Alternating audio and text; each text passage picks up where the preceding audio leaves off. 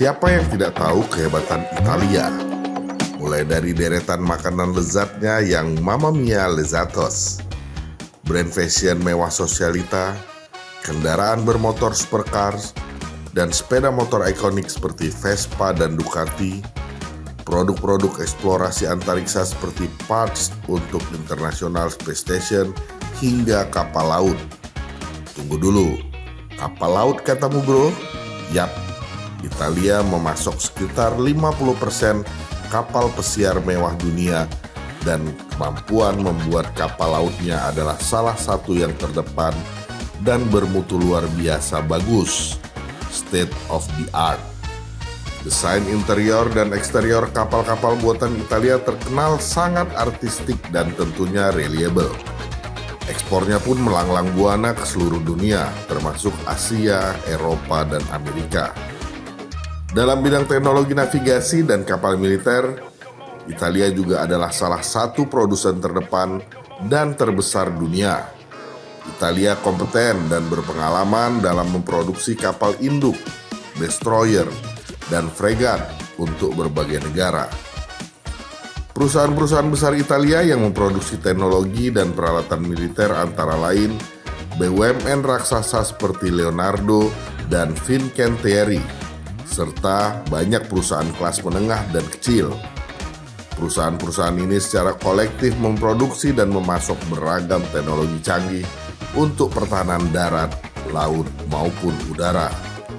Terkhusus untuk spesialisasi kapal laut militer, Fincantieri adalah jawaranya yang menjadi kontraktor pertahanan angkatan laut utama Italia dan negara-negara dunia. Fincantieri memproduksi dan mengkonversi berbagai macam kapal militer, mulai dari kapal tempur permukaan hingga kapal selam, serta termasuk sistem elektronik kelautan.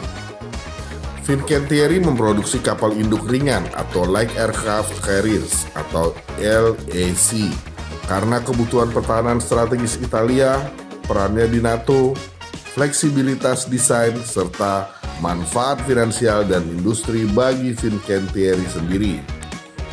Pendekatan produksi LAC ini tentunya mempertimbangkan juga geografi unik semenanjung dan tradisi maritim yang kuat dari Italia.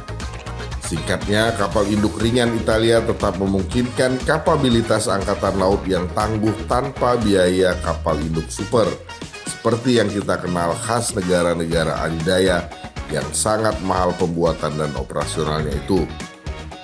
Doktrin militer Italia menekankan pasukan ekspedisi yang dapat beroperasi lintas wilayah dan bekerja sama dengan sekutu. Kapal induk ringan seperti KFOR, Giuseppe Garibaldi yang baru saja dipensiunkan tahun lalu, dan kapal serbu amfibi baru Tieste berperan penting dalam pengerahan dan dukungan pasukan yang jauh dari rumah. Selain misi militer, salah satu kapal induk ringan Italia yang kini dipensiunkannya dan dikabarkan membuat otoritas Republik Indonesia tertarik meminangnya. Giuseppe Garibaldi juga biasa dikerahkan untuk misi-misi kemanusiaan. Kapabilitas multifungsi itu berkat kapasitas logistik dan kemampuan komando, serta kendalinya yang substansial untuk memberikan bantuan bencana dan dukungan bagi upaya kemanusiaan lainnya. Meskipun peran utamanya adalah militer, fleksibilitas kapal GG ini memungkinkannya untuk dialihfungsikan guna operasi dukungan sipil dan darurat. Itu cocok sekali dengan fungsi TNI yang biasa dikerahkan dalam berbagai macam penanggulangan bencana di negeri kepulauan yang rawan ini. Beberapa penggunaan utama GG yang multifungsi misalnya: 1. Tanggapan terhadap gempa bumi Haiti 2010. Kapal GG mengirimkan bantuan kemanusiaan dan bantuan medis ke Haiti setelah gempa bumi dahsyat tahun itu. Kapasitas logistiknya terbukti krusial dalam memberikan bantuan kepada penduduk terdampak. 2. Dalam komando dan kendali untuk operasi internasional, kapal GG telah menjadi kapal flagship untuk operasi multinasional, termasuk yang berfokus pada kemanusiaan. Pusat komandonya yang canggih dapat mengoordinasikan berbagai aset udara dan laut, atau yang kita kenal sebagai peran Command and Control atau C2 dan Command, Control, Communication, and Computers C4. Itu menjadikan GG platform yang ideal untuk mengelola misi berskala besar dan kompleks. 3. Dukungan amfibi. Kapal GG dapat bertindak sebagai kapal serbu helikopter pendaratan atau LHA, mengangkut pasukan, kendaraan, dan pasokan kemanusiaan selama operasi amfibi.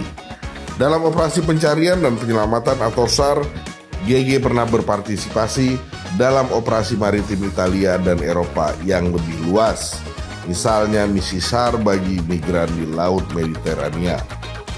4. Kapal GG telah pensiun dari dinas aktif pada tahun 2024 dan kini berstatus cadangan. Namun, sejarahnya menunjukkan potensi aset Angkatan Laut Militer untuk dialihfungsikan guna keperluan kemanusiaan.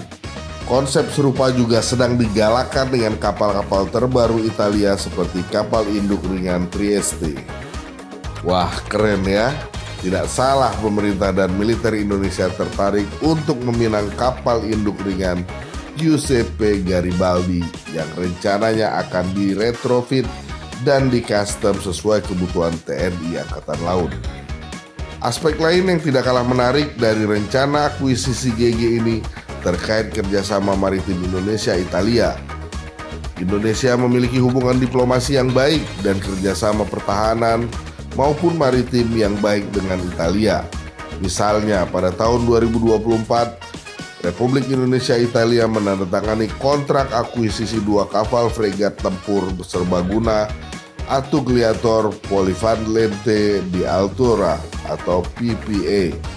Kapal pertama yang diberi nama KRI Brawijaya telah diserahkan pada pertengahan 2025 dan kapal kedua dijadwalkan tiba di Indonesia pada akhir 2025.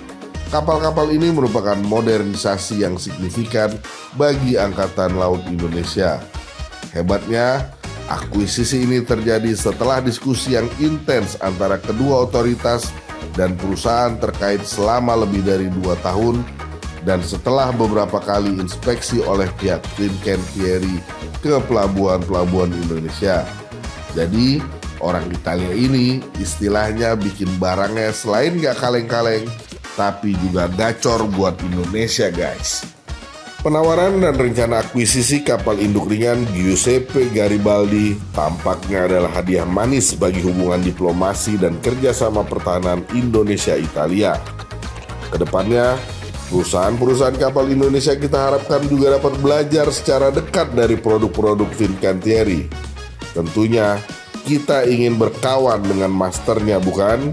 Biar semakin maju tidak hanya kekuatan pertahanan maritimnya, tapi juga secara industri dan kemampuan penanggulangan bencana.